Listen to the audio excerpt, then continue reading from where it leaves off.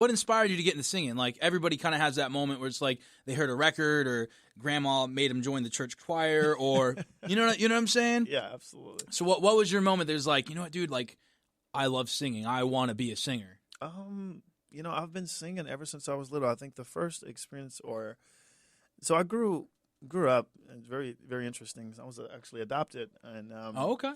Growing up, I used to listen to Barney a lot. You know, Barney, the Like, show, the dinosaur. Like really? Yeah, The purple I thing? big love purple you. dinosaur. Oh, wow. You love me. So it used to come on TV, and I was musically inclined, so I used to kind of just hum to it and sing to it.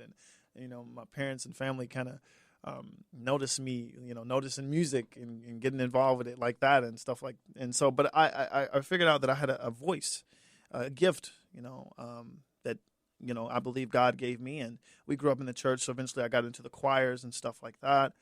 In high school, I was in the choir. I mean, I did so much. I was in ROTC. I was in the football team manager.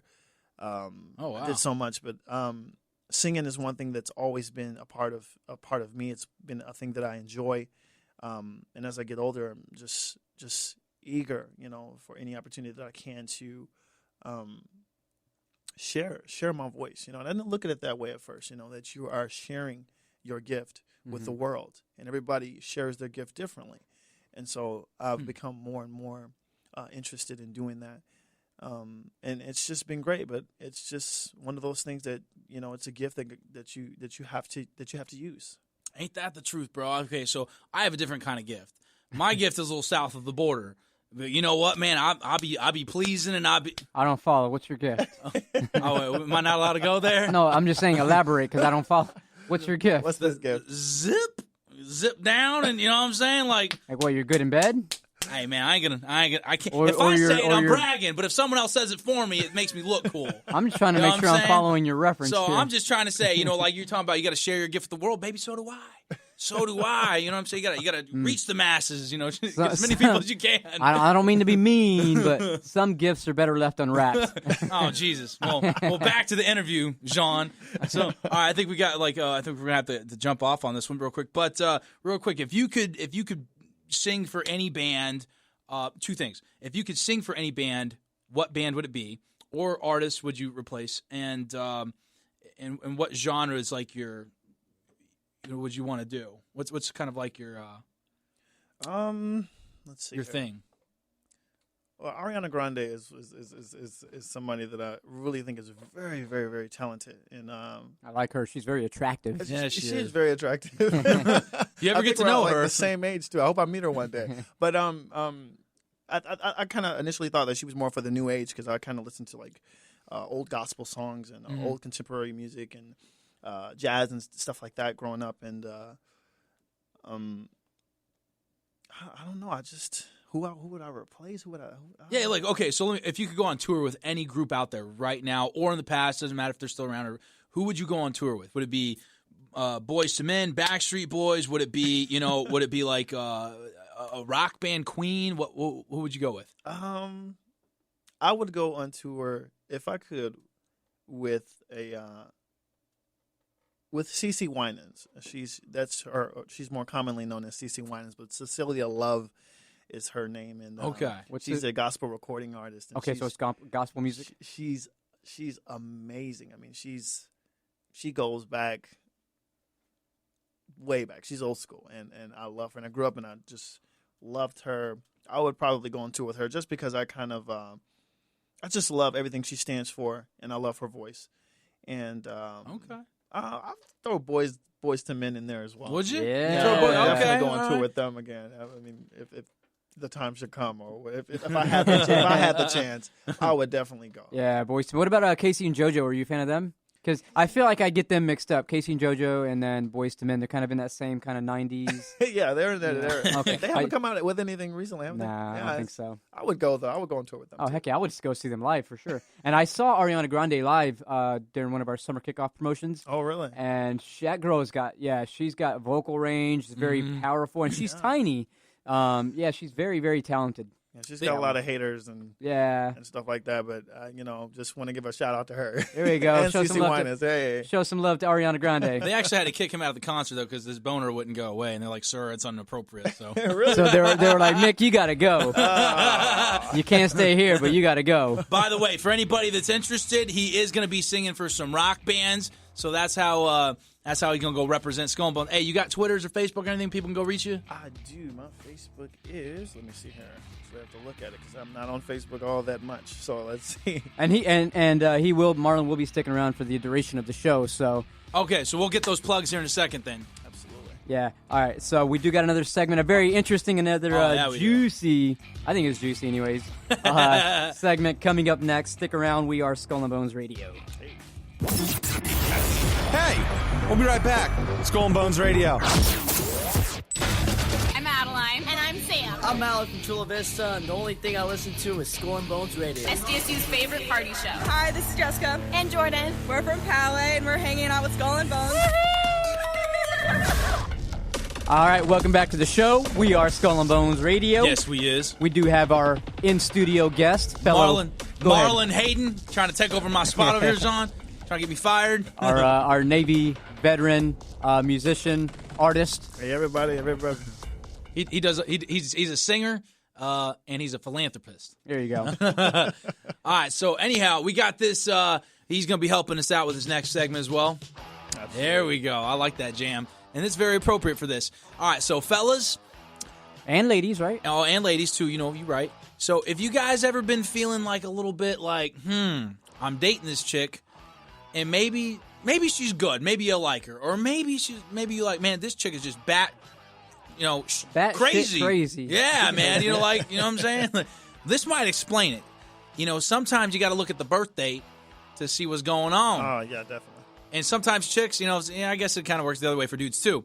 But and we'll get into that in a minute. But the name of this segment here is called Girlfriends Ranked Best to Worst Based on Your Zodiac. I feel like there's a lot of people that look into those and they kind of really read into them. I think it's more chicks than dudes, though, that kind of read into that. So what do you think, Marlon? I think it's the same way. More chicks are into that and, judge based off of the zodiac sign. So. Dude, you ain't lying, man. I can't even tell you how many times it's like, so what's your birthday? I'm like, man, what are you trying to, stalk me or something? We're not compatible. Yeah, I know. Right. What are you talking about? And they believe in that stuff. Yeah. It's all like, what the heck? Yeah, crazies. All right, well, guess what number one's going to be? Apparently, who's the best? Capricorns. Okay, so he's saying Capricorn. What are you going to say, Marlon? In relationships? Yeah, like who out of all the months, which zodiac sign's going to rank number one best, being the best overall? Remember, we're going best to worst. I have no clue. Okay, so you don't have. I mean, one. I would say my zodiac sign, which is Libra. Okay, that's what I said. I said Capricorn. Well, I'm gonna tell you something. And I know we're difficult. Both y'all's is wrong. I'm gonna tell y'all that right now. And mine didn't even make it to the top either. I can tell you, it ain't the Aquarius. Oh. Well, it's actually the Sagittarius. So, unfortunately, it does not tell me the birth dates up here, like what day you have to be a Sagittarius.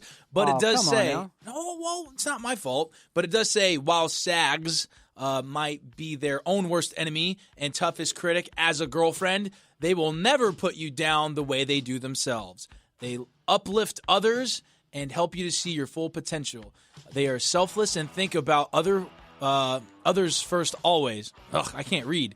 It says this often leads to neglecting their own feelings and needs, which might lead to conflict in the relationship. So, anyways, it sounds like it says at the very end, Sags are guarded as F, but once you break through their walls, you have a piece of their heart forever. Okay, wait, so you said you don't know the range of the Sagittarius? No, I don't, because it doesn't say it. So it's November 22nd through December 21st. November 22nd? November 22nd through December 21st. It's during that kind of holiday, winter time frame. That's a Sagittarius? Yeah. Really? Yep. Man, that limits what I got to look for down to 30 days? Yeah. That's crazy. Essentially, it says here, just kind of piggyback off you. I won't do this for everyone, but they're generous, they're idealistic, great sense of humor. Okay. Excuse me. They don't like clingy people. Oh, damn. Being constrained.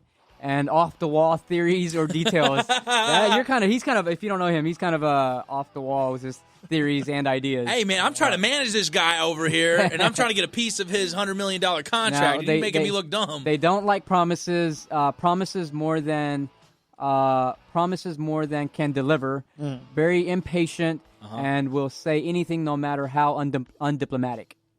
How undiplomatic? Yeah, we'll say anything regardless of, Okay, fair enough. So. Hey, you know what? I'm going to toss the mic over here to Marlon, so I'm going to let him read number 2. Why don't you go with number 2 over there? Why don't you tell us all about?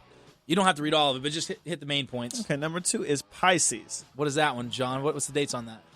Give me just one quick minute here, and I'll tell you. It is, hang on, February 19th through March 20th. Okay. 20th. So I barely missed that cut.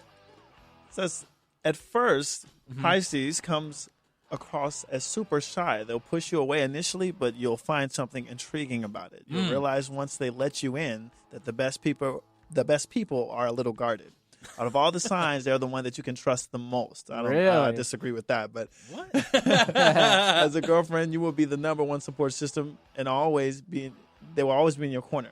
Pisces are super good at reading people. They'll watch you closely, picking up on body language. They have a way of really getting to know people by more than just the things they say, but rather the things they don't.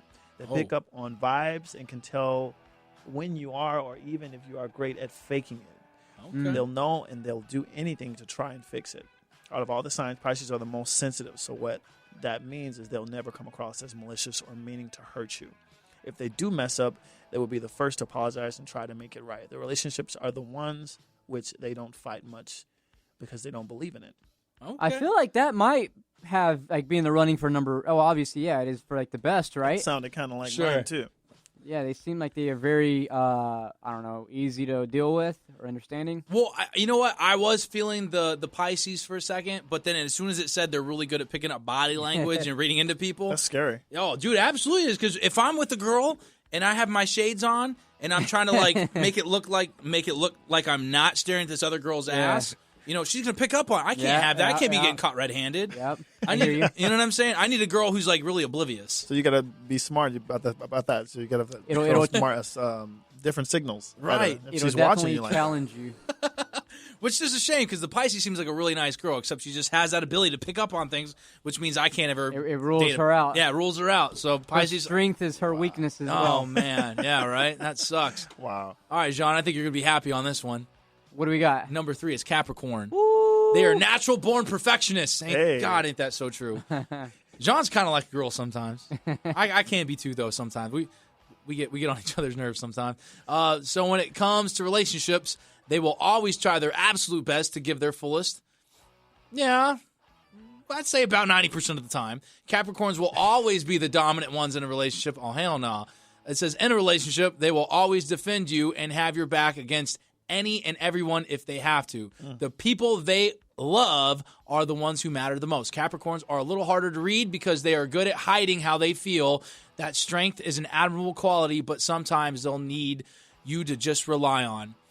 They have an undeniably guarded heart, so if you do win it over, consider yourself someone very rare. John, have I won your heart over? Yeah, that's compelling stuff, man. Oh, you dodging my question. Well, yeah. Sounds like a yes. I'll take that as a... All right, so our date range is December 22nd through January 19th. So our strengths is we're responsible, we're disciplined, self-control, and we have we are good managers.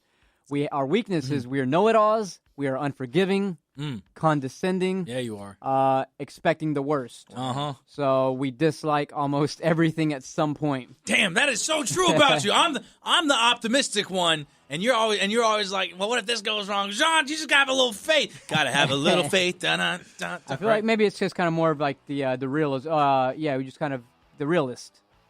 Okay, well, sometimes, I heard this said one time from Steve Jobs. Sometimes you got to be, not sometimes, you have to be unrealistic to make changes in the world.